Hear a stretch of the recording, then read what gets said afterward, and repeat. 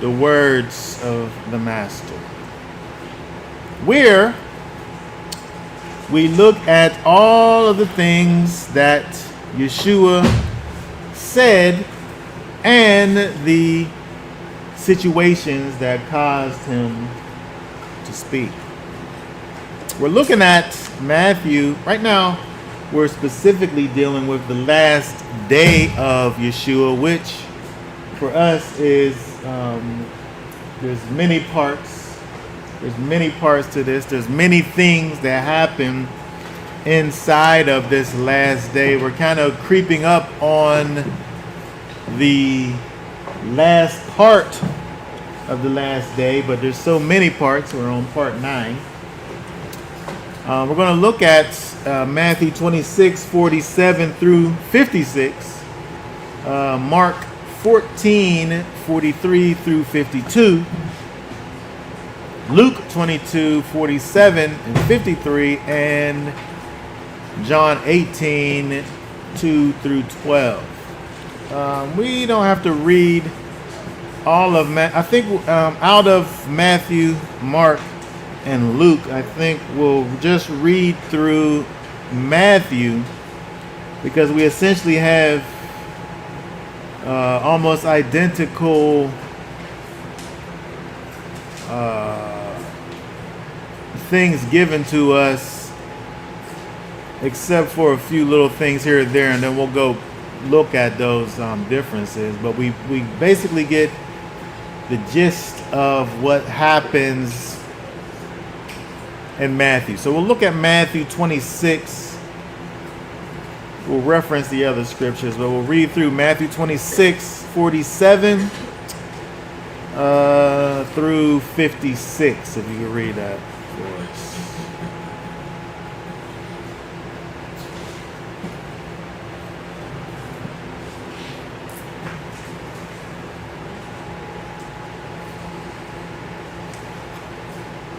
Matthew 26 and 47. It says, "And while he was still speaking, see, Yehuda, one of the 12, with a large crowd with swords and clubs, came from the chief priests and elders of the people. And he who was delivering him up gave them a sign, saying, Whomever I kiss is he, seize him. And going straight up to Yeshua, he said, Greetings, Rabbi, and kissed him. And Yeshua said to him, Friend, why have you come? Then they came and laid hands on Yeshua and seized him. And look, one of those with Yeshua put out his hand and drew his sword. Striking the servant of the high priest, he cut off his ear. Then Yeshua said to him, Return your sword to its place.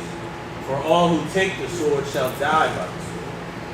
Or do you think that I am not able to pray to my Father now, and he shall provide me with more than 12 legions of messengers? How then will the scriptures be filled that it has to be this way? In that hour, Yeshua said to the crowds, Have you come out as against a robber with swords and clubs to arrest me? Daily I sat with you, teaching in the set-apart place, and you did not see me. But all this came to be so that the scriptures of the prophets might be filled. Then all the top ones left him and fled." I think also, let's look at John also, because there's one more thing.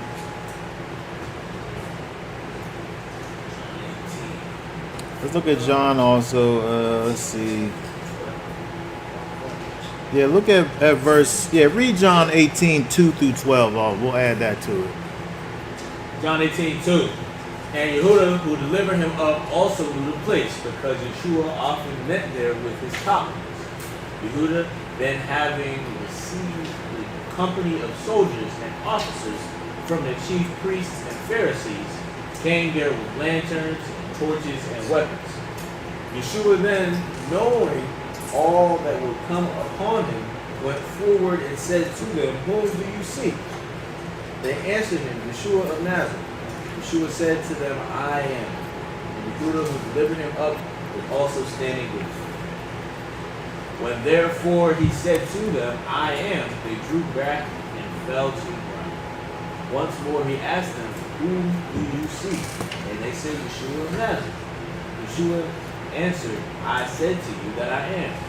If then you seek me, allow these to go, in order that the word might be filled which he spoke. Of those whom you have given me, I have lost none. Then Simon, having a sword, drew it and struck the high priest's servant and cut off his ear. And the servant's name was Melech. Then Yeshua said to Kepha, Put your sword into the sheath. Shall I not drink the cup which my Father has given me? Then the company of soldiers and the commander and the officers of the Yehudim seized Yeshua and bound him. Okay, very good. So let's go back over to Matthew, thinking about all these things that we've seen over here. Talk about some of the specifics as we go. Go back over to Matthew 26. I'm going to look at a couple things here. It's interesting when we look at 47, verse 47, where it says Judas, where it calls him one of the 12. It's interesting when we look, I don't know if it was last week or the week before, where it talks about the fact that, it was in John 17, where Yeshua is praying to the Father, and he talks about the fact that he was able to keep all of the disciples except for one. And so it's interesting that he talks about this idea of the 12 disciples being able to be kept and preserved up until this point, except for the one. And then over here in Matthew, where it says Yehuda, one of the 12, I think that we have this section, this specific thing here, not to let us think that he still was one of the 12, but just so that we know who he was talking about again, because the name Yehuda, it's common. It's just like somebody named in America named John Smith.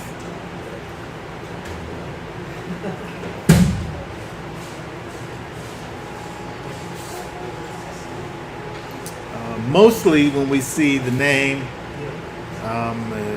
of Yehuda, it's always saying the one who betrayed Yeshua, the betrayer. But I guess here in the context of him actually betraying Yeshua, maybe it wasn't necessary to qualify him in that way, because he's literally doing it right here.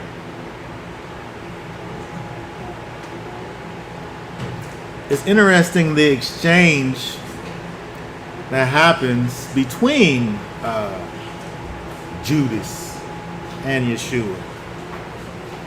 Where the way that he comes, he goes straight over to him. Verse 29. Read 29 and 50 again for us here. It's 49 and 50.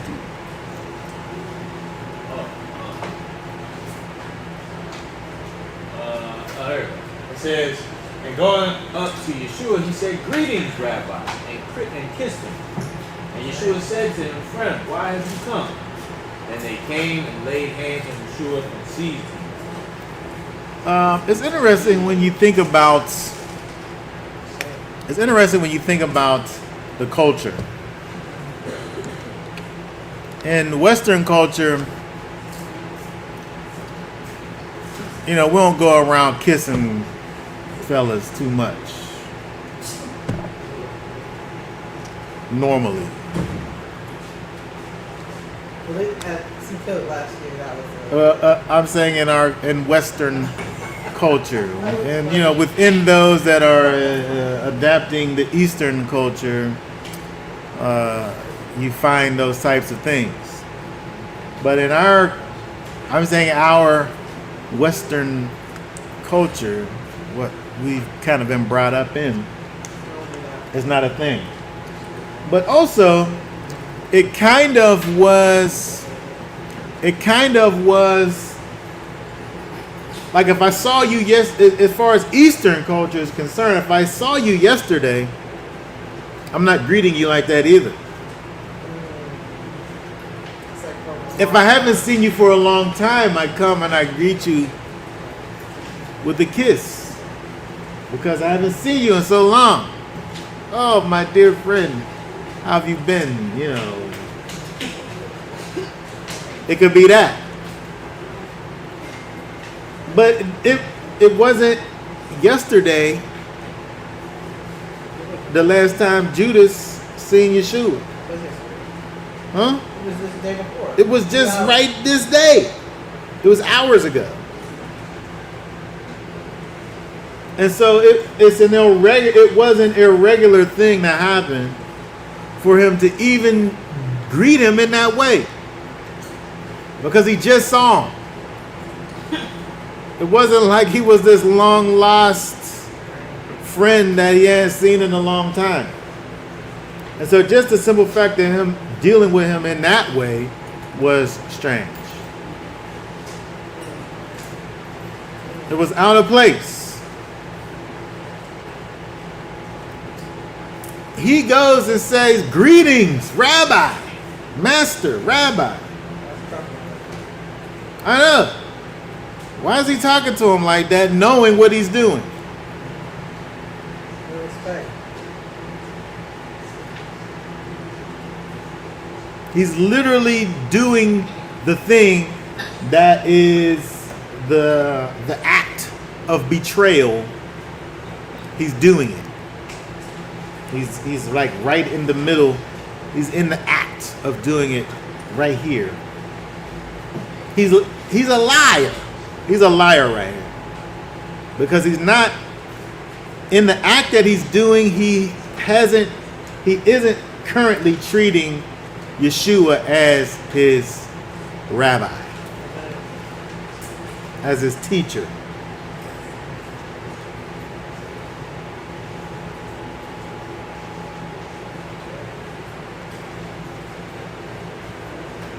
But Yeshua is also kind of doing this thing. Because first of all, why would he say, "Why have you come?" Because he already told him just a few hours ago, "Man, go ahead and go do what you got to do, man." Knowing what he got to do, which is betray him.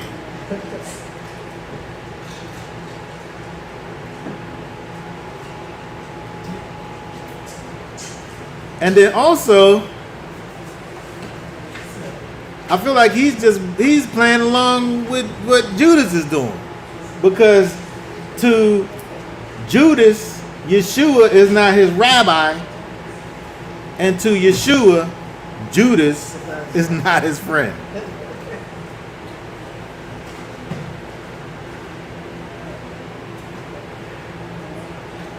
And by the way, here, look at verse 50 there. Look at verse 50 where he calls him friend. What's that word there in the Greek?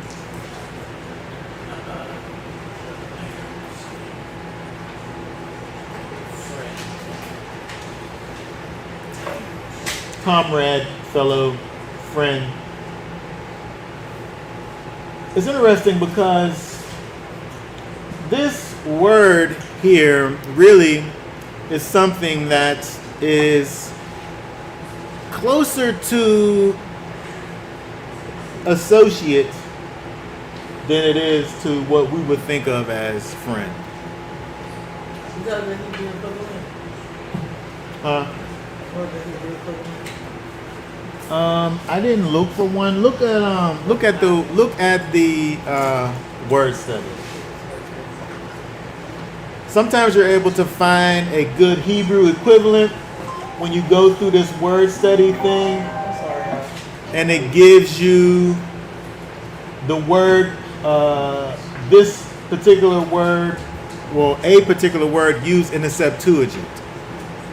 And so the Septuagint being the Greek translation of the Hebrew writings, if you find a word from the Septuagint and it's, you'll see where it's used in the Septuagint, and then you can go back and look at where that same word is used in the Hebrew, which helps you to see kind of the Hebrew equivalent. I didn't do that for this. You can't find it for all of them. You got to kind of do kind of a deeper study if you wanted to actually see that. But I think the point here is that for one who is really a friend, there's another word used. This word is used for friend probably 4 times, I think. Go to the King James. 4 times.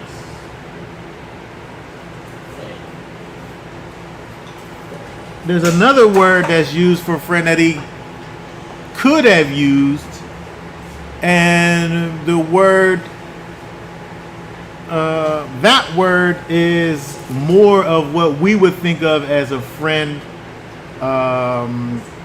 philos, the true friend, philos,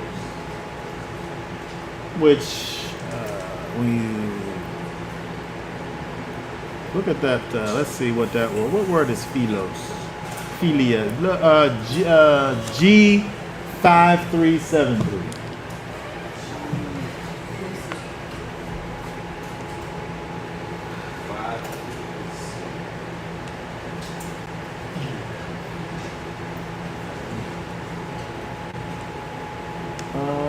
This word here, befriend, love, kiss, friendship, fondness. Oh, see, you see there where it says James 4:4, and then next to it SEPT, and then it gives you those proverbs. That's how you can see a Hebrew equivalent. And so you can find a Hebrew equivalent for that word there, but not necessarily the other one very easily. But the point is that there's another word, a closer word for friend that could have been used if you wanted to really say, friend, loved one. What you doing here, man? Right? But he didn't use that word. He used this other word, which there's less of a closeness with the word that he used. So is it like, I guess what I was trying to look in the Septuagint, but I'm not pulling it up fast enough. Yeah, so if you're able to go into the Septuagint and search that word in the Septuagint, then you could do it like that. But it's a hard kind of a thing to. So I just, there's there's like haver, which would be friend. But then there's also like ahab, which is like heart more so, So love even, you know what I mean? So I'm just kind of curious as to. Yeah, and so like again, when you think about this other word that he didn't use, so like with this other word that he didn't use, you can see even in the Greek a connection with love.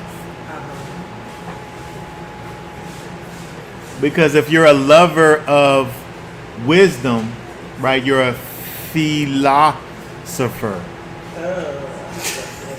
Right? Right? And so this word is connected to that idea of loving. and closeness. But that's not the word that he used. He uses other word, which is more kind of general. Like he said, like, bro. I don't know if that's even because, if you're speaking of someone as that, there's still like the idea of a connection, right? Where he don't have that there. Which, is interesting because, again, Judas is doing this thing. It's a wicked, terrible thing, but it got to be done. But don't sit up here and act like we good when, he's still betraying him. It has to be done. This is something that got to be. Like, Judas is performing a very necessary act. But he's doing it inside of wickedness, though.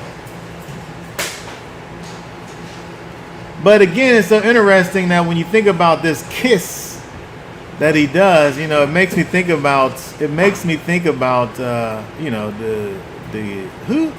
who talked about the kiss of Esau? Probably Monty Judah.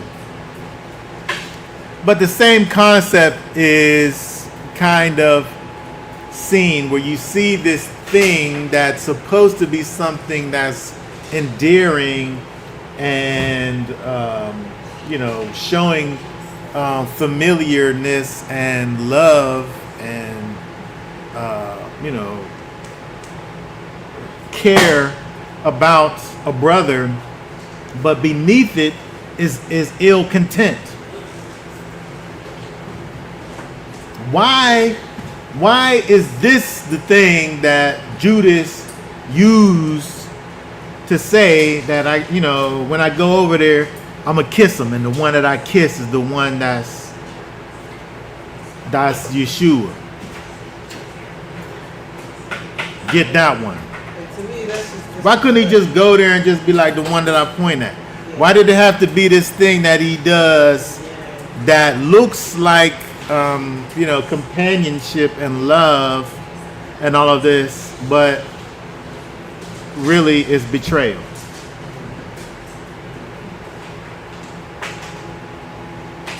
Did we ever talk about the fact of whether Judas was ever a friend?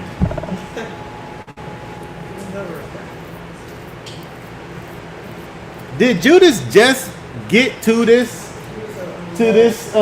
status of kind of just of not the real word for friend, or was he always this? He was a mole. I know, but did he become that, or was he always that?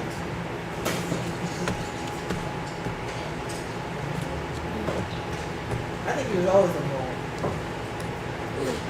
I think he had to have always been that in order to be it. His heart had to have always been hard in order to get to the place where he's able to betray Yeshua in this way.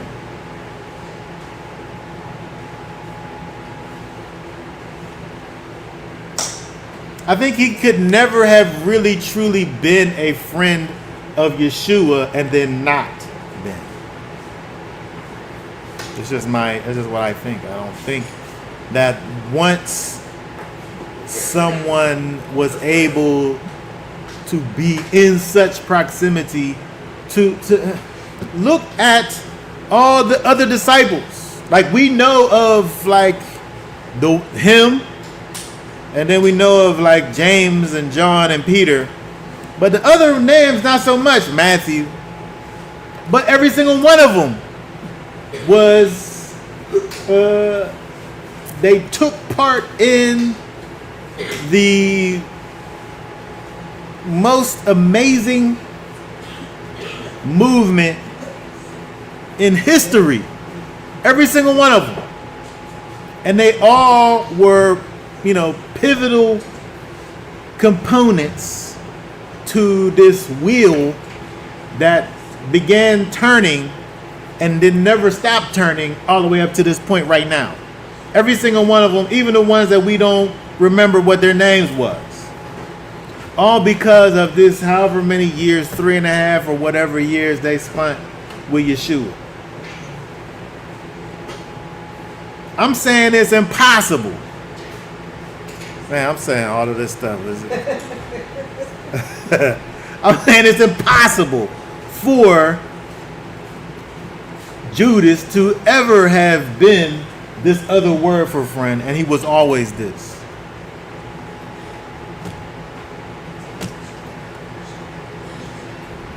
Yeah. What's the significance of it being the Judas that betrayed him? Like it being a disciple?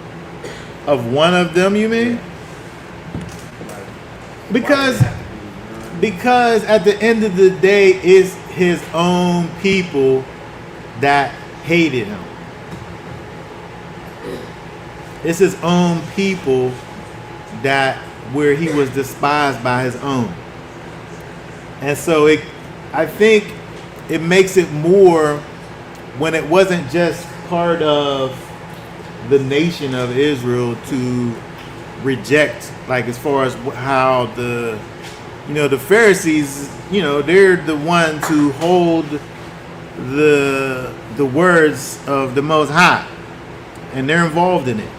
And so the prophecies of him being rejected by his own can really be fulfilled simply by it being the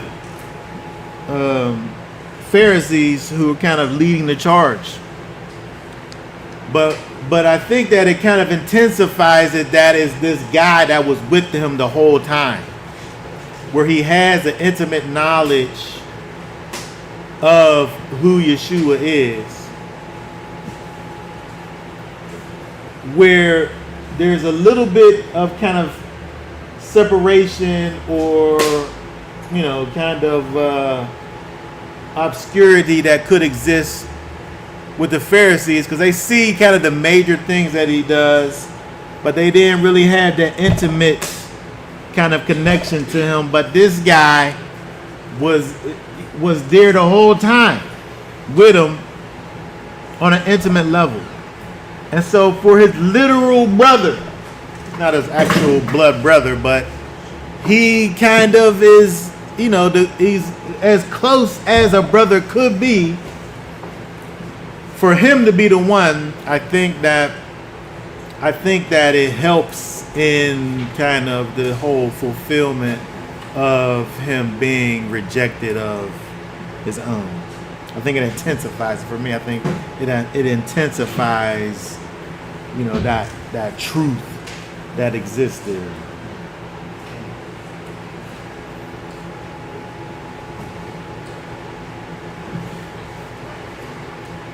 Look at It's so discouraging.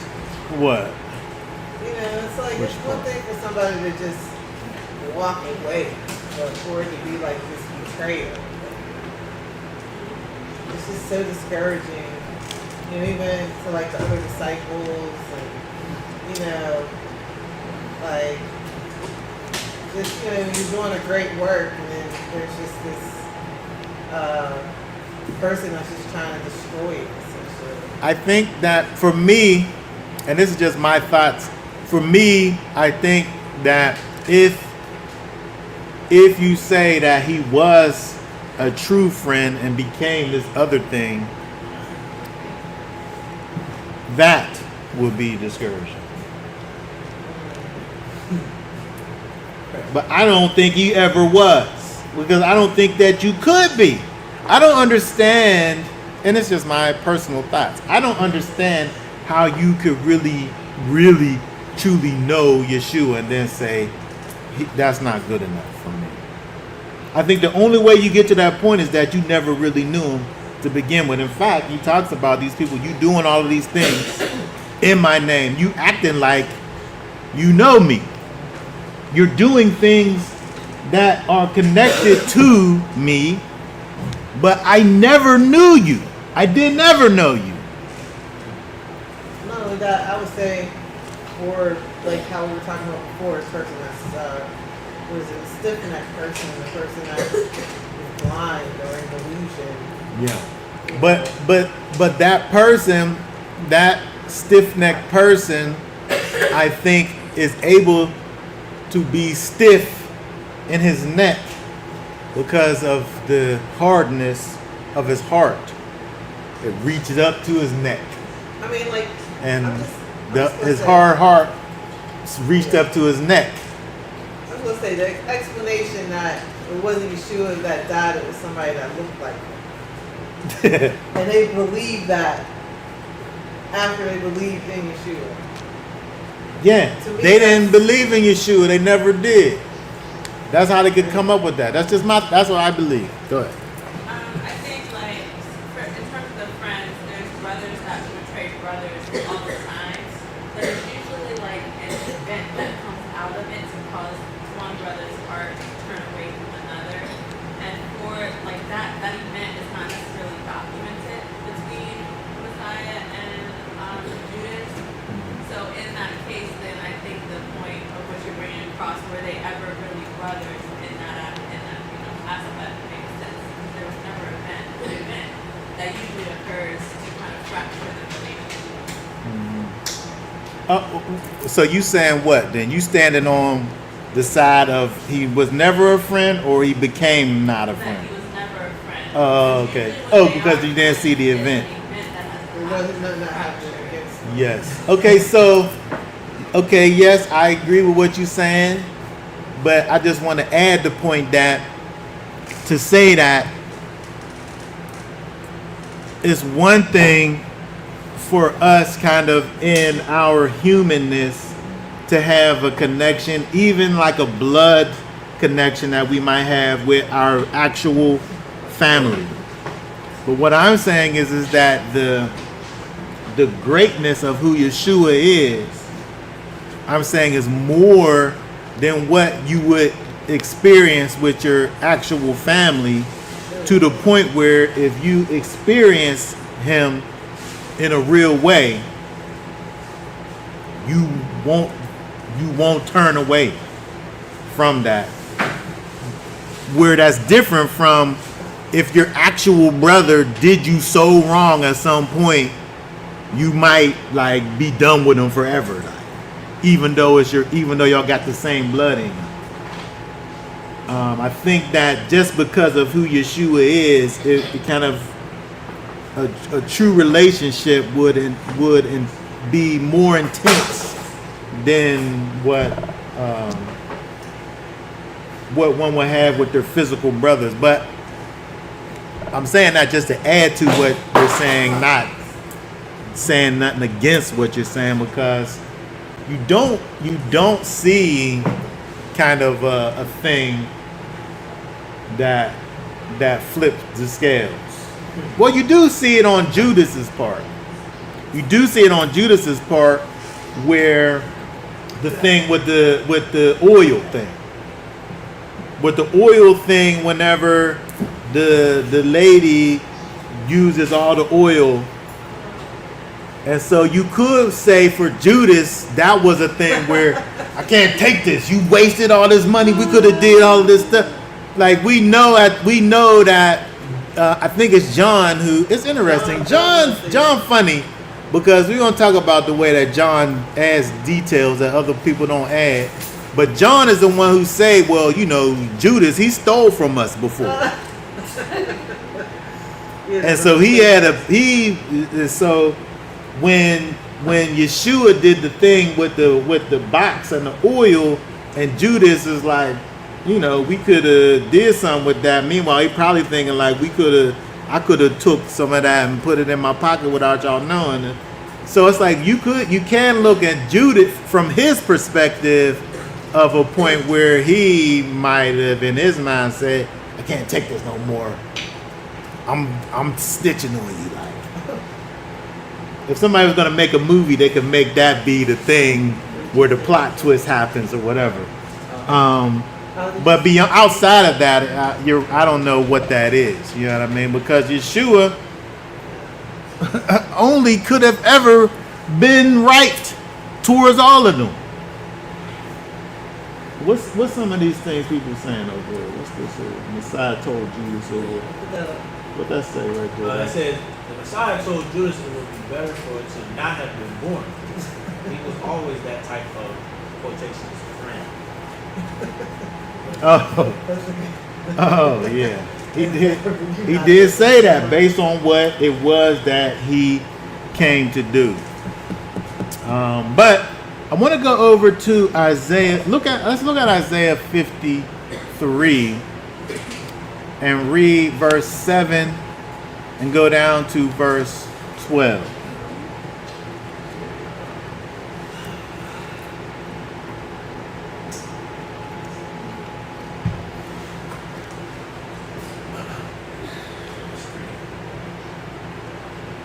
Here we go. It says, he was oppressed and he was afflicted, but he did not open his mouth. He was led as a lamb to the slaughter, and as a sheep before its shearers is silent, but he did not open his mouth. He was taken from prison and from judgment, and as for his generation, who considered that he shall be cut off from the land of the living? For the transgression of my people he was stricken, and he was appointed a burial site with the wrong and with the rich at his death, because he had done no violence, nor was deceit in his mouth. But Yahweh was pleased to crush him. He laid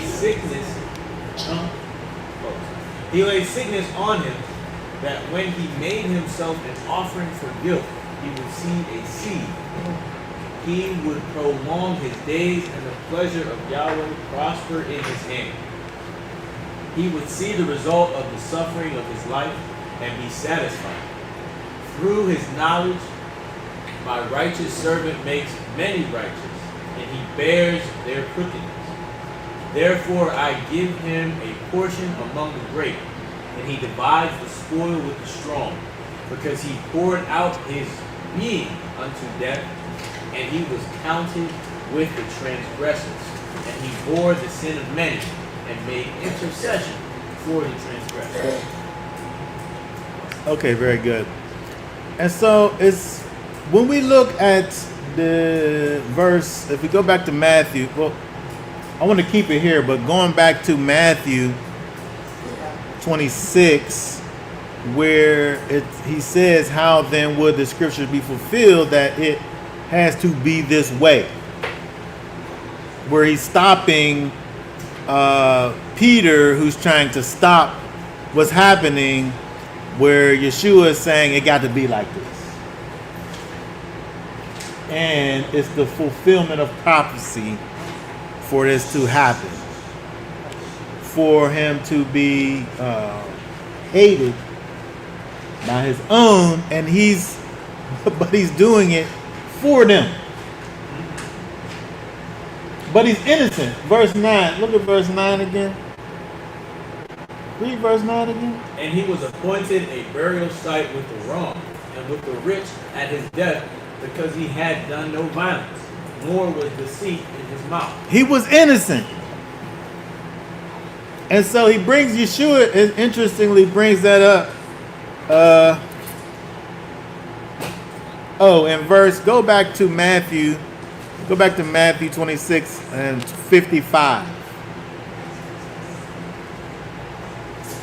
Matthew 26:55 says, in that hour Yeshua said to the crowds, have you come out as against a robber with swords and clubs to arrest him? Daily I sat with you, teaching in a set-apart place, and you did not seize me. Just a couple days ago, he sat at the middle of the temple teaching the people.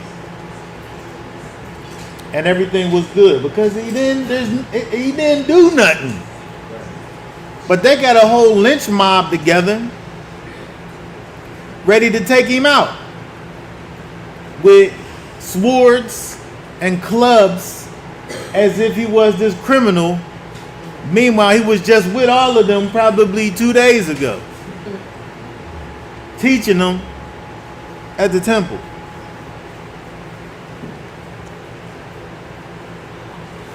Things change fast.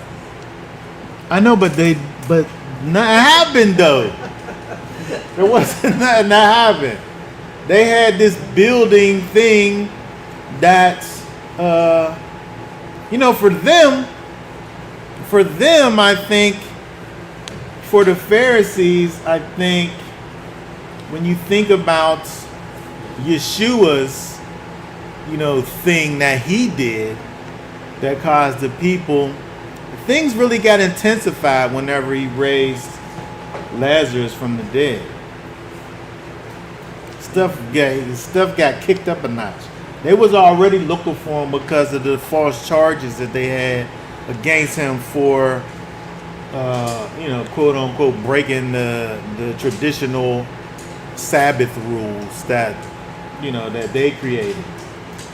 But when he raised Lazarus from the dead,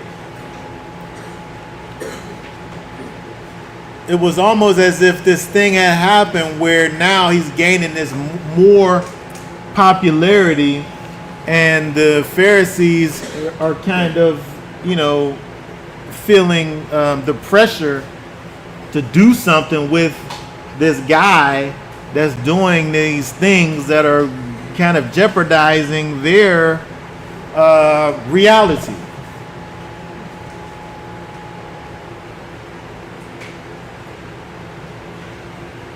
And so they was already trying to kill him,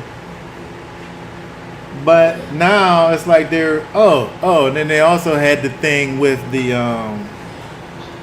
Melchizedek reference. What's that? Psalms 110 thing that they had against him, where he talked about sitting at the right hand of the Father, which I guess they would have looked at as some blasphemous things that he says. And then later, whenever they have captured him, they bring that thought up again, where that's really the straw that breaks the camel's back in terms of his quote unquote blasphemous speech. But he's doing it to them here. Well, let's talk about Peter really fast. Where Peter, I think this is something interesting here. Peter, protecting his master. Did he try to cut this guy's head off? I think. Like either he was really skillful though. Was he really that skillful with his sword that he could just cut somebody's ear off, or was he trying to cut this guy's head off? It was a guy moved. I think he was going for the head. Right? If he was going to choose the head, I think it was the head. I feel like he's trying to cut the man's head off. I don't want to give Peter that much, skill. He was a fisherman. He wasn't a warrior. Like, how many people could just sit up here and just take their sword out and just cut somebody's ear off? I feel like there was some divine intervention that saved that man's head from. It's much easier for Yeshua to pick the ear up and put that back on than to pick the head up and put that back on. Does Matthew say that he healed him there? It says, No, you get that in one of the other accounts that in Mark. Go over to Mark 14, 46 and 47. Mark 14, 46, 47. Oh, wait. That wasn't it. Hold on. He cut it off no, it wasn't Mark. It was it John?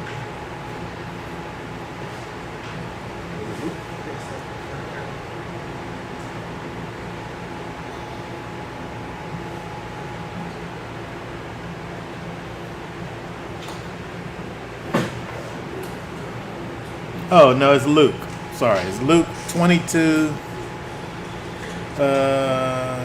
49, 50 through 51. Luke 22:49 says, and those around him, seeing what was about to take place, said to him, Master, shall we strike with the sword?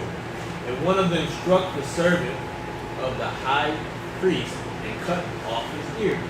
But Yeshua answering said, allow it this far. And touching his ear, he healed him. Okay, very good. So it's interesting that the conversation is, I see these people coming. They probably coming for you. Should we fight them? And then Peter just acted. Like he's not about talking over here. There's a conversation about should we get them? And then there's Peter he just jumps into action. Conversation. But again, I feel like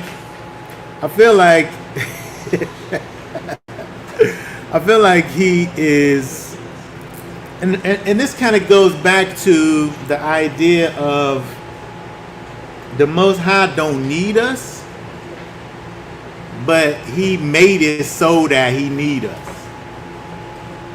I feel like if Peter cuts this guy's head off, there ain't no how's he supposed to get away from that? Like they gotta take him too. If he cuts this guy's head off. Should take it from the ear. Why didn't They take really could have took him for the ear thing. Why didn't they? But, there's no more evidence. Yeshua destroys the evidence. He heals him. What you mean? Cut what ear? Where is it? His ear's fine. Because we need for Peter to be who he ends up being.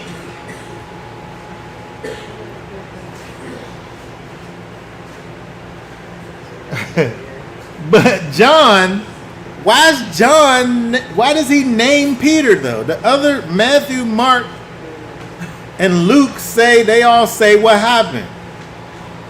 The people came and then somebody cut his ear off.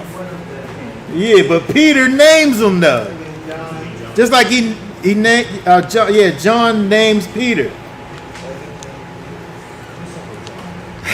John was funny. Well, they say that the other epistles were written where maybe Peter was still alive, and to implicate him in this thing would have put more on him as he was living that needed to be on him already.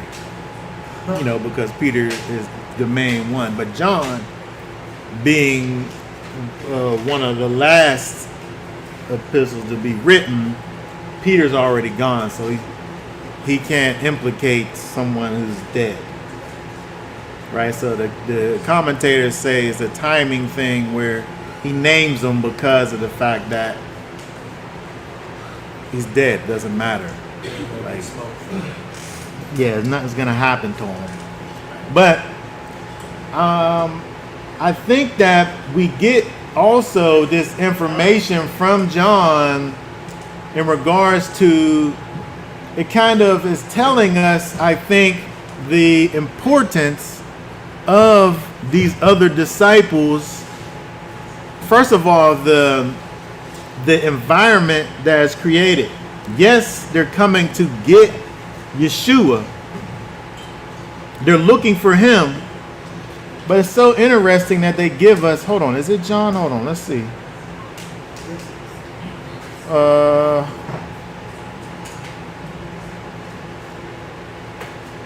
Where is, they give us this, it's Mark. Look at Mark. This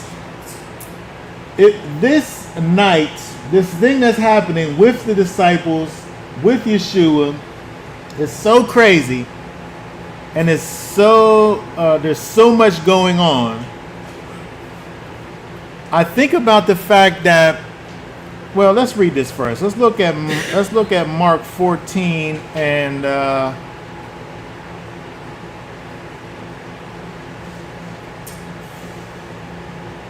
50. Look at 50 and through 52. Mark 14:50, and they all left him and fled. And a certain young man was following him, having a linen cloth thrown around his naked body. And when they seized him, he left the linen cloth and fled from them naked. Okay, why do we have this in here? Who is this guy? Why are they talking to us about? Go ahead. It's Peter. Are you saying it's Peter? Yeah, I think it's Peter because Why you think it's Peter? remember when Yeshua came back and he was on the sea and Peter was already on the boat and he was naked. When he saw that it was the master, they couldn't tell who he was at first when he was on the shore, but when they realized, he said, "Have you? What did he say? Have you got any meat or something like that?" And they said Peter immediately jumped out of the boat naked, but he was naked. What are you laughing? I mean, I'm just putting two and two together. Okay. That's interesting. You know what I'm talking about? I don't I'll find it for you. yeah, find it. But so I think that in order for this to be, well, first of all,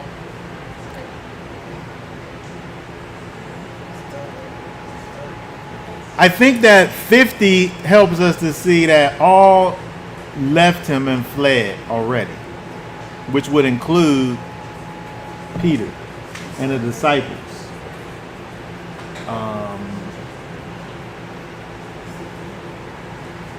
So he would have had to have been seen by the people who was asking him, like, is that Peter? And he denied Yeshua 3 times naked. And then been gone for, Yeshua gone in the grave for 3 days, and he's still the same way all the way up to him rising from the dead again. I don't think this is Peter. I think this is some random guy who potentially has some connection to this garden where they are, because they're kind of in this set apart place, this garden. Somebody owns it. It might be this guy. Why is he there? But I think that this helps us to understand the chaos of the situation. The people was gonna take everybody if they could. They even try to take this guy, whoever he is. That's weird. They even try to take this guy. I don't think I ever even saw that person. But It's still right now. but it helps us to understand, like, we need for the disciples to make it out of here. We need for them to flee and be safe, because how do we get to 2024 without those disciples? Without these ones to continue the work that Yeshua started, how do we make it to here without them? Seeing this random guy this unnamed guy, I don't think it was Peter. But he helps us to understand that if you was over there, you're getting took, and you're probably going to end up dead. And so he's this guy who just was around with them, and had it not been for the fact that he didn't have if he had more than just this linen cloth on him, he wouldn't have been able to get away. And so the atmosphere was just so crazy. We're coming in here and we're taking everybody that's here. The disciples had to get away. They had to get away so that everything that was going to happen could happen through them. Okay, did you find your? Yes, I did. Okay, let's see. It's John chapter 21. Here, pull that up. 21. Start it says verse 7. 7. But he 7 to what? actually you can go back to 21:5. Hiskey, read that for Then me. go down to 7. It says, Then Yeshua said to them, Children, have you any food? They answered him, No. And he said to them, Throw the net on the right side of the boat, and you shall find. So they threw, and they were no longer able to draw it in because of the large number of fish. That taught one whom Yeshua loved and said to Kepha, It is the master. And Simon Kepha, hearing that it was the master, put on his outer garment, for he was stripped, and plunged into the sea. That was it. When it says stripped on this one, but it says I think that he's, well, I don't think he was sitting around naked on the boat with other people. He probably was down to his undergarments, just kind of just relaxing. I'll take that. I'll take it. And then when it's time to go, he puts on his outer garments. But I don't think that he was sitting around just naked with his. Now, we're not talking about today's time. We're talking about Yeah, so he probably had his when loin. men were men, He you had know his what I'm saying? loincloth on. He had his loincloth on, right? I believe that he was down to a little bit of clothes, mostly none. Yes, okay. Mostly none. Okay. But I don't think, I'm not sure if he didn't have anything. Okay, so the King James, now the King James says this here.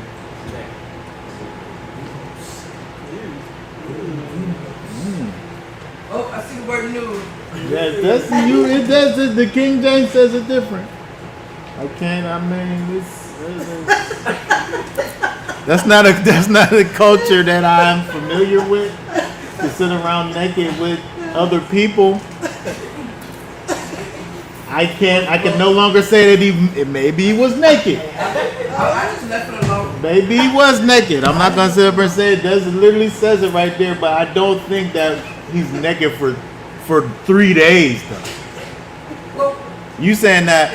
I'm saying in order to think that that's him, he stayed just like that, even to the place where he has to deny Yeshua 3 times, which he hasn't done yet, right? And so he's off in public naked. but remember, when there was a young lady that recognized him when he was covered up around the fire.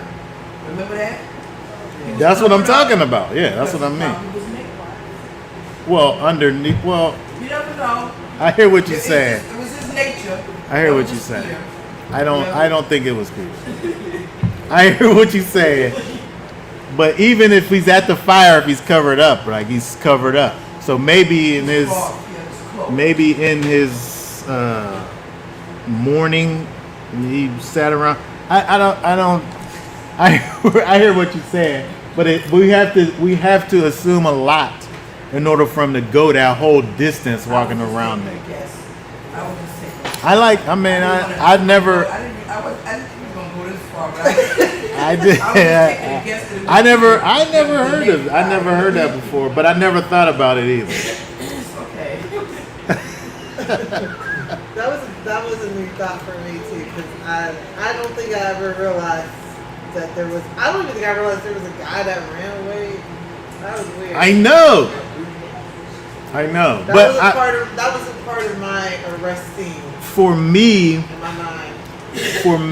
I think it just lends to, first of all, the severity of what was going on, but in the big picture, the necessity for all of them to get away at this time.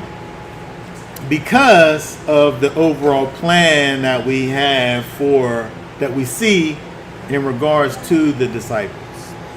In that, Yeshua, I mean, when you think about it, he really could have used anybody, really. But he's been training these men all of this time. They hold the secrets. They do. And all of the things that he taught to them, that he said, some chapters ago, all of the things that he said to them will be brought to their remembrance when the Spirit of holiness comes. And so I think that, I think about, in the past I've thought about the fact that they just left like that. They went into hiding.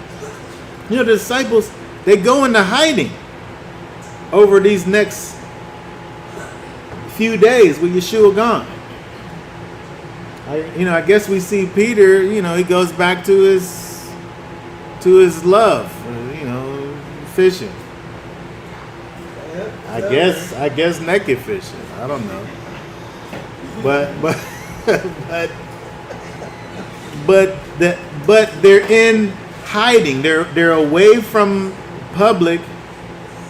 They're on the run essentially. But they need to remain in safety because of the overall plan that the Most High has for them to continue this thing that Yeshua started. And so when you think about all of the things that must happen, in this case, in regards to Yeshua, the thing that must happen is he has to be betrayed and he has to be taken. He has to be killed. He is the sacrifice. But I think just as much as he has to be taken, the disciples got to get away. And, we see that. And so I think that where, we can look, or someone could look at the fact that they ran away and, Peter had a sword. Maybe they all had swords. Maybe they could have fought and caused them to escape. But that's not the plan of the Most High.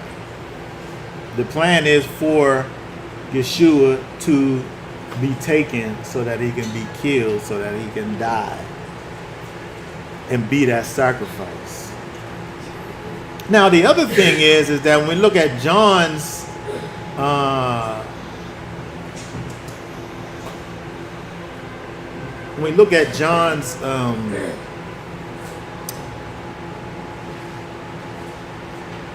what he has to say about it, I think the emphasis that we see with John is the fact that Yeshua really, he offers himself to be taken. Where he didn't hide. He went to a place where it was known from the one that was going to betray him, Judas. That's how we, with the way that it begins in John chapter 18 is the fact that they were in a place that Judas knew about. And so he very easily could have went to some other place where it would cause for them to look for him, but he didn't have to look because they were in a place, that he frequented. Because he wanted to be taken. Yeshua did. At this point, he's ready. He goes through this whole thing with the prayer that he makes to the Most High in the previous chapter, and we see that he's come to terms with what it was that had to take place. The disciples, on the other hand, who slept through all of the stuff that Yeshua was dealing with when he was dealing with it, they hadn't come to terms with anything. Especially Peter, he was ready to fight. So Yeshua had to stop Peter from getting into these situations so that the prophecy could come to pass. But I think that also, if we go back to Matthew, I think that also gives more clarity to what we see in Matthew chapter 16 and 15 through 19. It's important for Peter not to be a murderer. If we read Matthew 16, 15 through 19. He said to them, "And you, who do you say I am?" Simon Kepha answering said, "You are the Messiah, the Son of the living Elohim." And Yeshua answering said to him, "Blessed are you, Shimon Bar Yonah, for flesh and blood has not revealed this to you, but my Father in the heavens. And I also say to you that you are Kepha, and on this rock I shall build my assembly, and the gates of Sheol shall not overcome. And I shall give you the keys of the reign of the heavens, and whatever you bind on earth shall be having been bound in the heavens, and whatever you loosen on earth shall be having been loosened in the heavens." Okay, so this revelation that Peter has, which Yeshua said can only come through the Spirit, and this confession that Peter makes of this revelation that he got through the Spirit is part of what Yeshua is talking about when he's talking about the fact that upon this rock I will build my church. The idea that through revelation we're able to make this profession of who it is, who Yeshua is. But also the fact that Peter really is at the forefront of the propagation of this truth, I think also is something that's being said over here by Yeshua. And so again, when we think about the importance of Peter, he's almost just as important as Yeshua in this point, in terms of how the plan unfolds.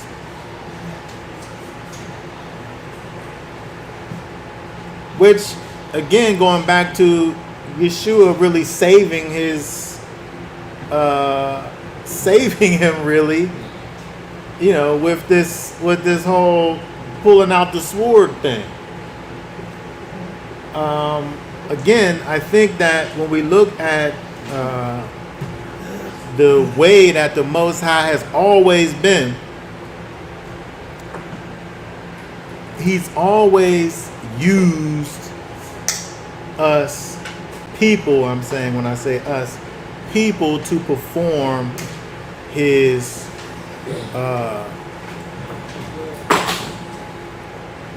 judgments and rightness in the earth. And he don't need us, but he decided to use us. And so to me, I think it's an example when we look at here with the disciples who you know, Judas being used as this betrayer. These Pharisees and all of these this mob being used as the ones to come and take away Yeshua, and the disciples who in the future from here are used to continue the growth and the expansion of the kingdom of Elohim on the earth. And so again, just looking at the betrayal of Yeshua, some interesting things that we see in terms of these different things that take place over here with this whole capturing of Yeshua. All right, does anybody have any last questions or comments? Natalie had asked a question, but I kind of answered it a little bit. Because he was Judas from the line of Herod? So another teacher was telling her that.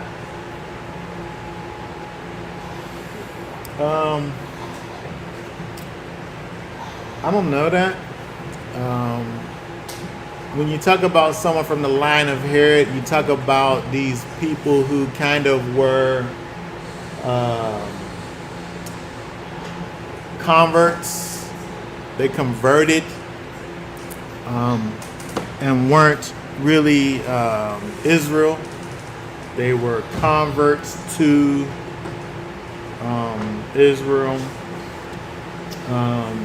To me, it makes more sense for Judas to be naturally Israel and not someone who kind of assimilated to the ways. I didn't look into it enough to say definitively one way or the other, but to me, it makes more sense for Judas to actually be natural Israel as opposed to like the Hellenized version. But I don't He know. would have been rich too from Herod. Yeah, it kind of puts him into a different He would have been a different class guy. where Yeshua, for the most part, he's taking these regular people who were regular guys. And then, another thing is the disciples were basically all from that same basic area there where Herod's jurisdiction really was kind of outside of that. And so I don't know, but I think that the evidence leads closer towards that not being the case. But I'll have to look into that and see. You had a question? It wasn't a question. I was actually going to speak about Judas. In John chapter 17, Yeshua was praying for his disciples. And he made mention of him being able to keep them all. Not one of them were lost, except for Judas, the son of perdition. And when you look that up, you see that Judas was literally picked for that part that he played in that. He was the one that was the scapegoat, I guess. I wouldn't say scapegoat. He was the one that was picked. He was already doomed. He was never really afraid.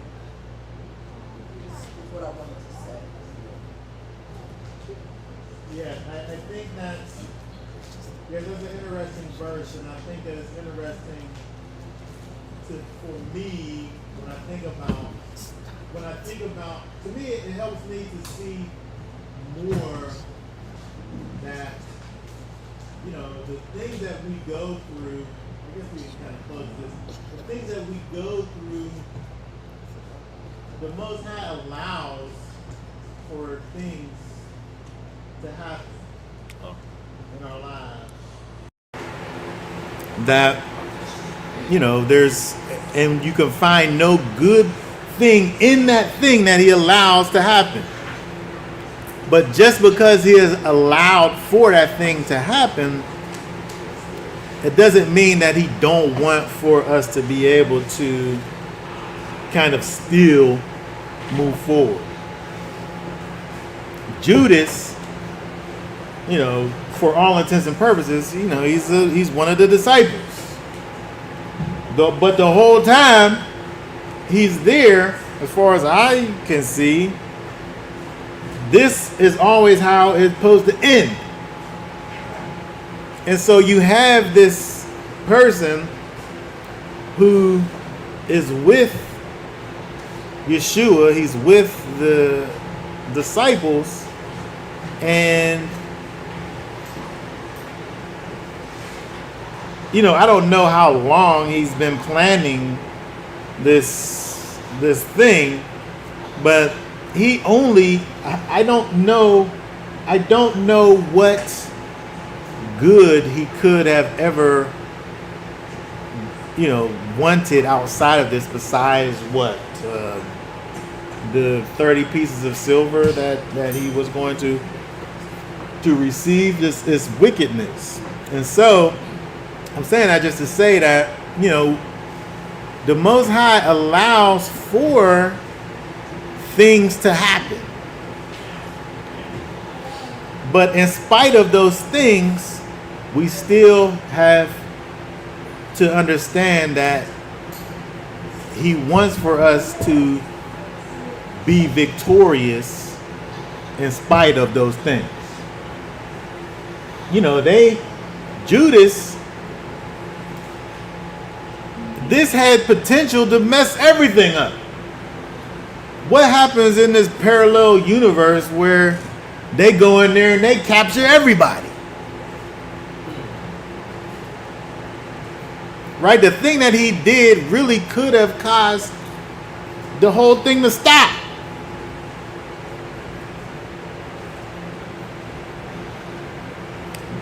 But the Most High's will is done.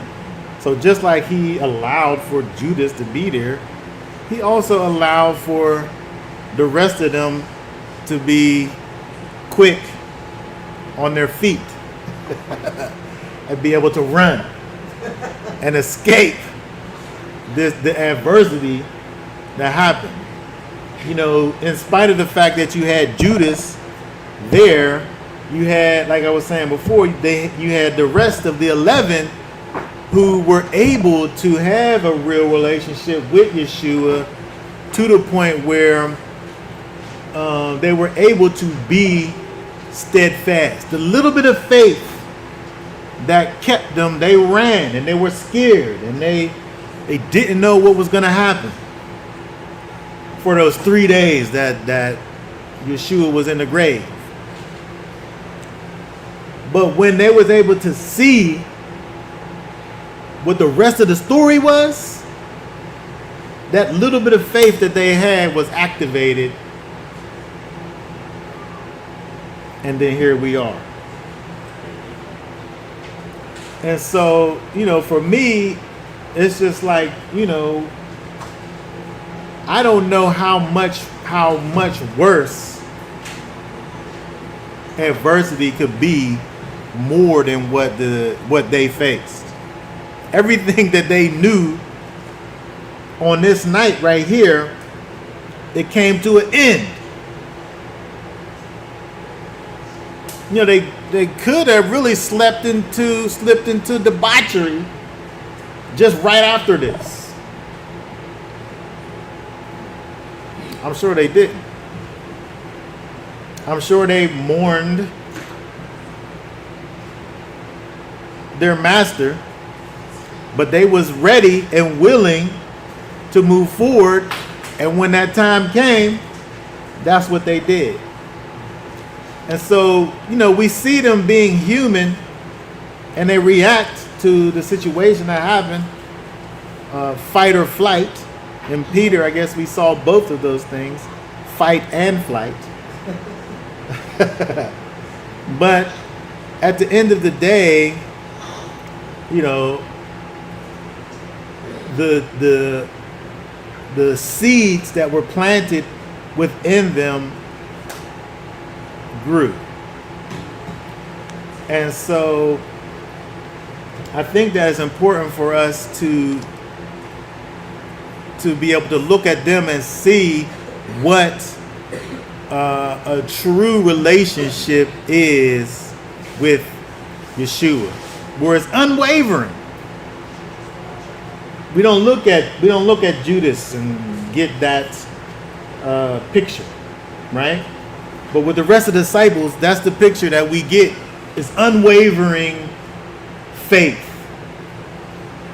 in the Master, where they see and experience the worst things that they could experience, and they still moving forward.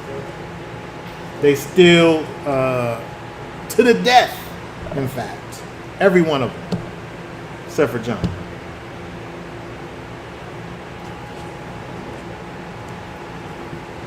All right.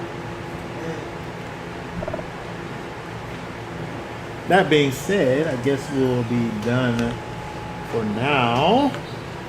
Y'all willing, we'll be back on next Shabbat to continue with the last day of Yeshua. Also, the weekly Torah portion. Oh, before we go, we have our Holy Day celebrations coming up Wednesday. Man, this Wednesday. Oh, I guess we start on Tuesday. We'll be up at Tuesday will be up at our site. Tuesday nights, close to Sunset. We'll go up to Mount Washington and look in a westerly direction and see the first visible crescent of the moon. And we'll begin the Day of Trumpets Tuesday night. Wednesday, we'll be out at this Lakeshore Pavilion, North Park, the. where we'll have our holy convocation. Hopefully it won't rain. Is it supposed to rain? The weather's been good all the way up until today. Now it's saying it's gonna rain. Well, y'all willing, we'll have weather. Good weather. Day of Atonement, we'll go and be visiting with the congregation of Yeshua. Whoever wants to participate in that, we'll have to tell you where that'll be at. And Feast of Tabernacles, we're going to our retreat for the 8 days. So we'll be gone. I don't know how much streaming we'll be doing. Hopefully we'll be able to stream from there. If not, we'll definitely have videos to put up. But it's what we'll be doing for the next few days. Oh, I guess the following Shabbat. Next Shabbat will be a normal Shabbat. Will y'all willing to be here? We have an action-packed, as the 7th month usually is, all types of holy convocations and opportunities to praise the Most High. All right. So until then, we'll say Shabbat Shalom. Shabbat shalom.